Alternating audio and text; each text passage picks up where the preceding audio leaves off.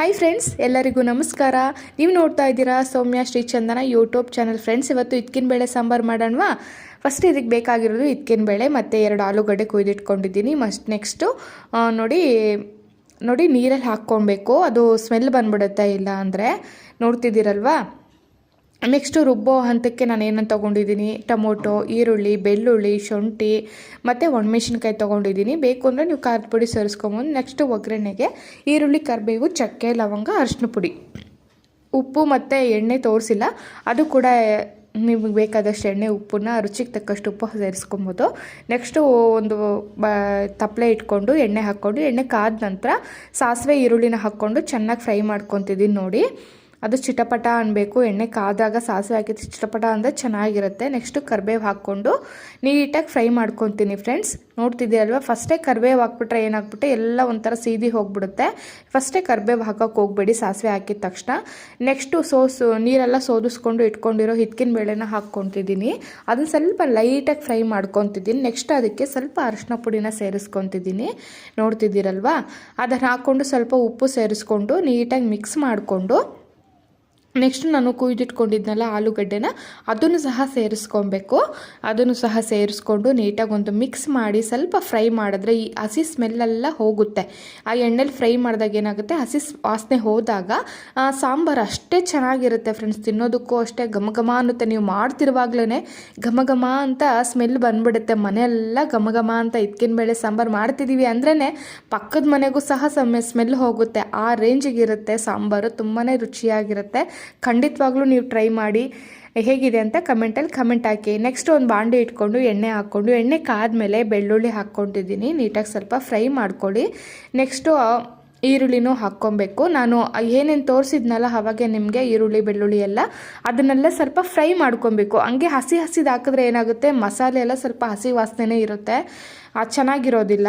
ಅದಕ್ಕೋಸ್ಕರ ನಾನು ಈ ರೀತಿ ಫ್ರೈ ಮಾಡಿ ಹಾಕ್ತೀನಿ. ತುಂಬಾ ರುಚಿಯಾಗೂ ಇರುತ್ತೆ, ತುಂಬ ಚೆನ್ನಾಗಿರುತ್ತೆ. ಫ್ರೆಂಡ್ಸ್, ನೋಡಿ, ಟೊಮೊಟೊ ಹಾಕ್ಕೊತಿದ್ದೀನಿ. ಟೊಮೊಟೊ ಸ್ವಲ್ಪ ಸಾಫ್ಟ್ ಆಗೋವರೆಗೂ ಫ್ರೈ ಮಾಡ್ಕೊಳ್ಳಿ.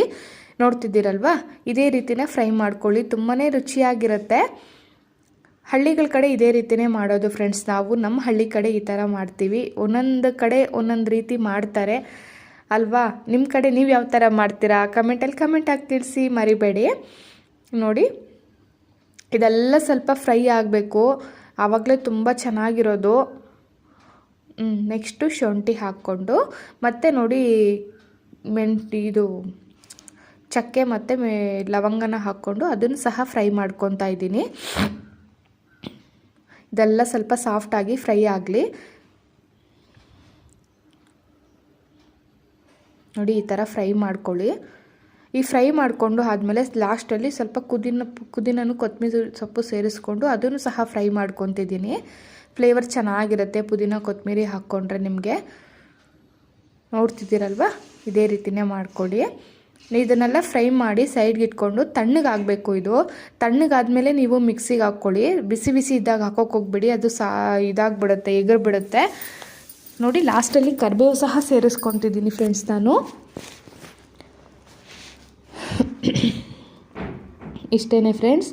ನೋಡಿ, ತಣ್ಣಗಾಗಿದೆ, ಸ್ವಲ್ಪ ಲೈಟಾಗಿ ಬಿಸಿ ಇದೆ ಅಷ್ಟೇ, ತಣ್ಣಗಾಗಿದೆ. ನೆಕ್ಸ್ಟ್ ಹಸಿ ಕೊಬ್ಬರಿ ಇದ್ದರೆ ಹಸಿ ಕೊಬ್ಬರಿನೂ ಸೇರಿಸ್ಕೊಂಡು 2 ಸ್ಪೂನ್ ಆಗೋಷ್ಟು ಧನಿಯಾ ಪುಡಿ ಸೇರಿಸ್ಕೊತಾ ಇದ್ದೀನಿ ಫ್ರೆಂಡ್ಸ್ ನಾನು. ಸ್ವಲ್ಪ ನೀರು ಹಾಕ್ಕೊಂಡು ದರಿಯಾಗಿ ರುಬ್ಕೊಂಬರ್ತೀನಿ. ಜಾಸ್ತಿ ನುಣ್ಣಗೂ ರುಬ್ಬೋಕ್ಕೆ ಹೋಗಬೇಡಿ, ದರಿಯಾಗಿರಲಿ. ನೋಡಿ, ನಾನು ರುಬ್ಕೊಂಬಂತಿದ್ದೀನಲ್ಲ, ಈ ಹಂತಕ್ಕೆ ನೀವು ರುಬ್ಕೊಳ್ಳಿ. ಈ ಮಸಾಲೆನೇ ನೋಡಿ, ಇವಾಗ ಇದ್ಕಿನ ಬೇಳೆಗೆ ಹಾಕಿಬಿಟ್ಟು ನೀಟಾಗಿ ನೀರು ಎಷ್ಟು ಬೇಕೋ ಅಷ್ಟು ನಿಮ್ಮ ಕ್ವಾಂಟಿಟಿ ನೋಡ್ಕೊಳ್ಳಿ. ನೀರು ತುಂಬ ತೆಳು ಬೇಕು ಅಂದರೆ ನೀರು ಸೇರಿಸ್ಕೊಳ್ಳಿ. ತುಂಬ ತೆಳು ಮಾಡ್ಕೊಳಕ್ಕೆ ಹೋಗಬೇಡಿ, ಮೀಡಿಯಮ್ ಆಗಿರಲಿ. ತುಂಬ ತೆಳು ಬೇಡ, ತುಂಬ ಗಟ್ಟಿನೂ ಬೇಡ. ಆ ರೀತಿ ಇದ್ದರೆ ಚೆನ್ನಾಗಿರುತ್ತೆ. ಅನ್ನಕ್ಕೆ, ಮುದ್ದೆಗೆ ಮತ್ತು ಚಪಾತಿಗೆ, ದೋಸೆಗೆ, ಪ್ರತಿಯೊಂದಕ್ಕೂ ಇದ್ಕಿನ ಬೇಳೆ ಸಾಂಬಾರು ಸೂಪರ್ ಕಾಂಬಿನೇಷನ್ ಅಲ್ವಾ.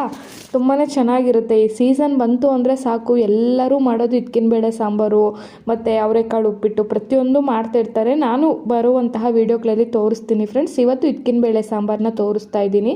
ಈ ವಿಡಿಯೋ ಏನಾದರೂ ನಿಮ್ಗೆ ಇಷ್ಟ ಆಗಿದ್ರೆ ದಯವಿಟ್ಟು ಒಂದು ಲೈಕ್ ಮಾಡಿ, ಶೇರ್ ಮಾಡಿ. ನನ್ನ ಚಾನಲ್ನ ಸಬ್ಸ್ಕ್ರೈಬ್ ಮಾಡ್ಕೊಂಡೆ ನೋಡ್ತಾ ಇರೋರು ಸಬ್ಸ್ಕ್ರೈಬ್ ಮಾಡಿಕೊಂಡು ಮಾಡಿಕೊಂಡು ಬೆಲ್ ಬಟನ್ನ ಕ್ಲಿಕ್ ಮಾಡಿದ್ರೆ ನಾನು ಹಾಕೋ ಹೊಸ ವಿಡಿಯೋ ನೋಟಿಫಿಕೇಷನ್ ಫಸ್ಟ್ ನಿಮಗೆ ತಲುಪುತ್ತೆ.